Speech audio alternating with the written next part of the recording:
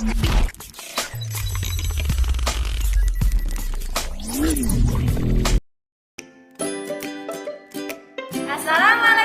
warahmatullahi wabarakatuh. Hai guys, kami mahasiswi semester 3 Siu Darul Quran. Perkenalkan, nama saya Novia Indriani, dan sebelah kanan saya Salma Jamilatul Amanah, dan sebelah kiri saya Jadi Fatmawati.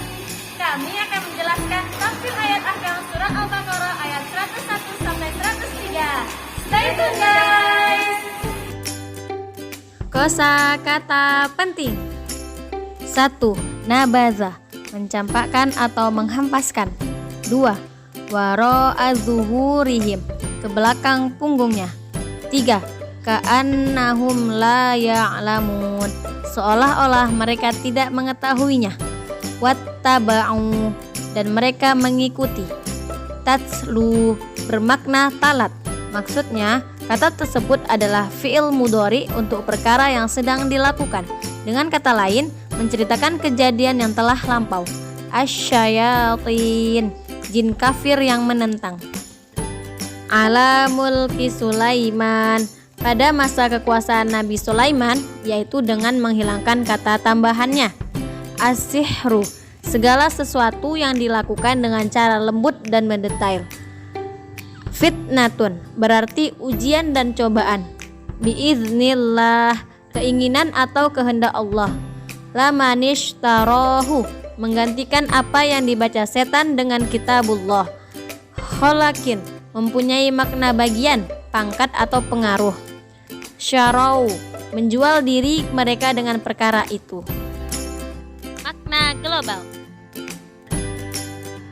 Allah Subhanahu wa Ta'ala mengabarkan para rohib dan ulama Yahudi melemparkan kitabullah Taurat yang Allah turunkan kepada hamba dan rasulnya.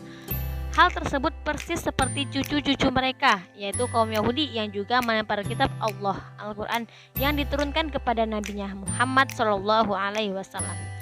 Padahal Rasulullah SAW datang untuk membenarkan apa yang tertera di dalam Taurat. Maka tidak aneh lagi jika para cucu ini seperti kakek-kakek mereka dalam kesombongan dan penentangannya. Tampaknya para cucu mewarisi sikap kedurjanaan, pengerusakan dan sikap menentang dari pendahulu mereka. Kala itu, sihir sudah banyak menyebar luas dan para penyihir banyak menampakkan hal-hal aneh yang dengannya timbul keraguan dalam diri tentang kenabian. Karena itulah Allah Subhanahu wa Ta'ala mengirimkan 2 malaikat tadi untuk mengajarkan beberapa sihir, sehingga keraguan mengenai kenabian yang ada itu bisa hilang dan aral yang melintang di jalan dakwah itu bisa dihilangkan.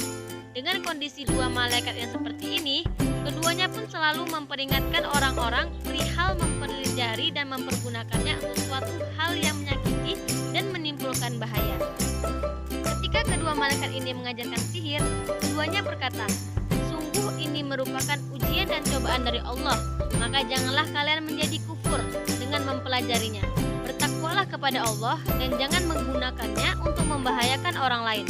Barang siapa yang mempelajarinya untuk menjagahkan diri dari keburukan dan menolak keburukannya dari manusia, maka dia termasuk orang yang selamat dan tetap dalam keimanan. Barang siapa yang belajar sihir dan yakin akan kebenaran sihir tersebut untuk menyakiti orang lain, maka dia telah sesat dan kufur." Mereka telah melempar kitabullah ke belakang punggung atau meremehkannya, seolah-olah mereka tidak mengetahui bahwa itu adalah kitab yang Allah turunkan kepada nabinya. Mereka malah mengikuti jalan sihir dan sulap yang banyak dibicarakan pada masa Nabi Sulaiman. Padahal Nabi Sulaiman bukanlah seorang penyihir, dan proses belajar sihirnya Nabi Sulaiman bukanlah perkara yang mengandung kekufuran. Yang benar, setanlah yang menyisipkan rasa keraguan dalam diri manusia. Dia mengaku dapat mengetahui hal yang gaib. Para setan ini pun lalu mengajarkan sihir, bahkan hal ini sampai tersebar luas di banyak kalangan.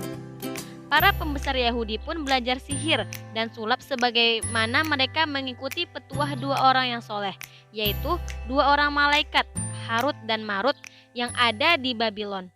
Padahal Allah Subhanahu wa Ta'ala menurunkan mereka berdua ke bumi untuk mengajarkan sihir sebagai ujian bagi manusia. Kedua malaikat ini tidak mengajarkan sihir untuk sengaja menyihir yang lain, tetapi mereka mengajarkan sihir untuk menolak sihir yang ada. Hal ini dilakukan untuk membedakan antara mukjizat dan sihir. Asbabun Nuzul. Ibnu Al-Jauzi mengungkapkan ada dua pendapat mengenai sebab turunnya ayat ini. Pertama, pendapat yang dikemukakan oleh Abu Al-Aliyah. Menurutnya, tidaklah orang-orang Yahudi bertanya kepada Nabi SAW tentang Taurat, kecuali Nabi menjawab pertanyaan mereka itu. Suatu ketika, mereka bertanya tentang sihir, dan bahkan mereka menentang ucapan Nabi mengenai sihir. Maka turunlah ayat ini. Kedua, pendapat yang dikemukakan oleh Abu Ishaq. Saat Nabi Sulaiman disebutkan di dalam Al-Quran, orang-orang Yahudi Madinah berkata, "Tidakkah kalian merasa aneh dengan Muhammad yang mengatakan bahwa putra Daud itu adalah seorang nabi? Demi Allah, Muhammad itu tidak lain adalah tukang sihir." Maka turunlah ayat ini.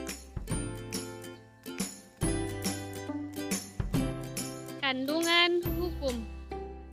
Pertama, mayoritas ulama dari kalangan Ahlus Sunnah wal Jamaah berpendapat bahwa sihir memang ada dalam realitasnya dan dapat berpengaruh terhadap orang-orang yang terkena. Namun, menurut kaum Mu'tazilah dan sebagian dari kalangan Ahlus Sunnah, sihir itu tidak ada dalam kenyataan, tetapi ia hanya tipuan, pemalsuan, dan penyesatan. Ia merupakan bagian dari sulap. 2. Sebagian ulama berpendapat mempelajari ilmu sihir hukumnya boleh. Hal tersebut berdasarkan kisah malaikat yang mengajarkan ilmu sihir kepada sebagian manusia, sebagaimana dikisahkan dalam Al-Quran. Pendapat ini juga sejalan dengan pendapatnya Al-Fakhr Ar-Razi dari kelompok Ahlus Sunnah. Namun, mayoritas ulama berpendapat bahwa hukum mempelajari dan mengajarkan sihir adalah haram, karena Al-Quran sudah menjelaskan atas tercelanya sihir. Al-Quran juga sudah menjelaskan bahwa sihir merupakan perbuatan yang mengarah kepada kekufuran. Ketiga, Abu Bakar Al-Jassasoh menjelaskan para ulama salaf sepakat orang yang melakukan praktik sihir wajib dibunuh. Bahkan, sebagian dari mereka menyatakan kafir bagi orang yang melakukan sihir.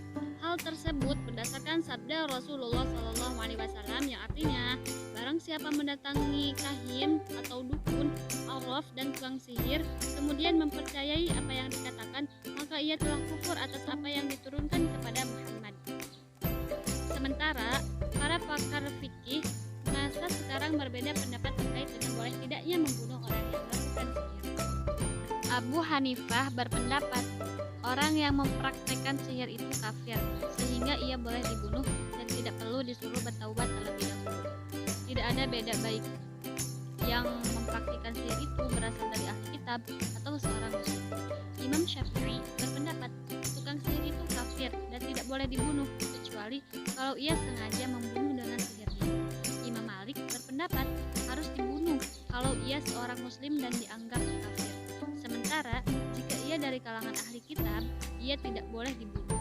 Itulah beberapa pendapat dari para ulama dan masing-masing mempunyai argumentasi yang dikemukakan. Hikmah Tasyri'. Seorang muslim pasti mengetahui berkat anugerah yang sudah diberikan Allah, bahwa tukang sihir dapat membuat bahaya dan menimbulkan petaka atau gangguan kepada manusia.